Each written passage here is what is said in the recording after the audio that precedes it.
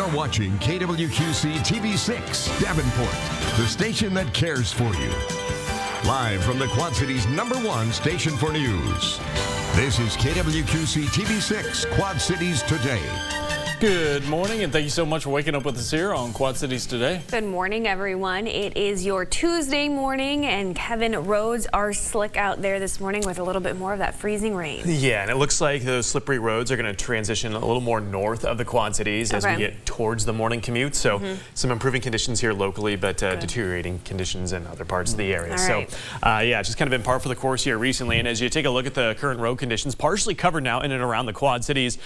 Just about 15 minutes ago, it was still being reported as seasonal, but I think as you get up towards Highway 30, this is where we're going to start to see some additional issues develop because road temperatures there are at and below freezing, and we're starting to add some moisture on top of that. And here's just a quick check of some of our traffic cams. You're looking at the I-74 bridge here. Even the 7th Ave, you can see that the rain's still coming down here in and around the Quad Cities. Centennial Expressway, nice and quiet here at this point. And 288 Rockingham Road, you can see all the rain and the water getting kicked up here behind some of those semis. So a very wet go of it here on the main roads. Your neighborhood streets, sidewalks, yeah, they're all going to be a little bit slippery here this morning. So we continue to feed moisture in from south to north. And the reason why it's looking a little bit yellow here, what's likely is happening is snow's falling from the clouds and then it's melting here as it reaches the surface in the form of rain. We call that bright banding, and that just shows you that snow kind of melting as it drops closer to the surface. But right now, as you head from Sterling back towards Clinton and Grand Mount, I think this is the area northward towards Savannah and Maquoketa that will likely have the best chance to see those roads really icing up.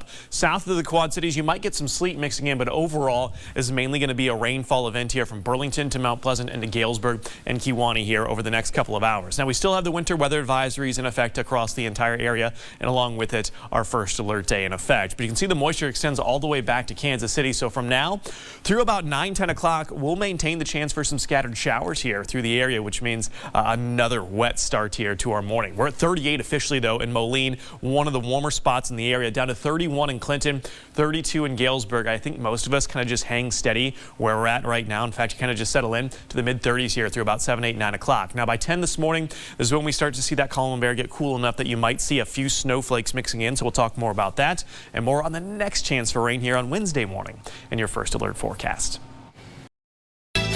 You're watching TV6 News. Pretty amazing here. It hasn't happened on the PGA Tour in 33 years. Yeah, an amateur outplayed the pros to win the American Express tournament. 20-year-old Nick Dunlap, who is still in college at the University of Alabama, sank a 6-foot putt to secure a one-stroke victory on Sunday.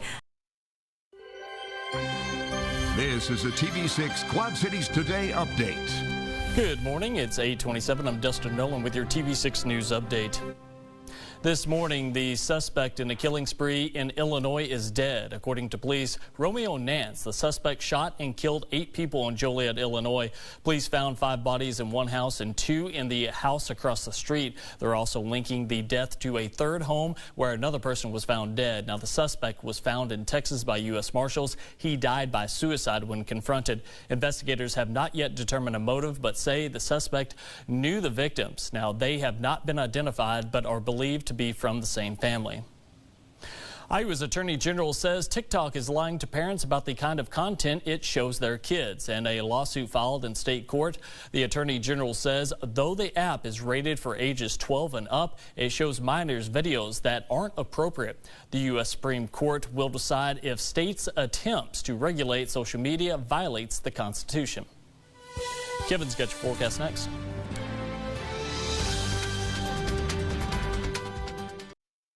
We continue to track a wintry mix across our area. The I-80 at Walcott camera, this is the one I'm going to keep a close eye on, is radar starting to indicate that, maybe starting to see that rain mix in with some snowflakes just west of the Quad Cities. Areas from Iowa City through Anamosa and Dubuque. Most favored for some minor accumulations of snow. You head into the Quad Cities. The back edge of the snow is just south of the area. So I think over the next half hour to 40 minutes, we're going to start seeing a lot of this moisture transition north of the Quad Cities, and then we're all dry this afternoon. We're back in the upper 30s here both Wednesday and Thursday, but Wednesday specifically another round of rain, especially throughout your morning hours as this lifts north into the area. Again, you're cloudy by the afternoon, and we're cloudy this weekend with highs near 40.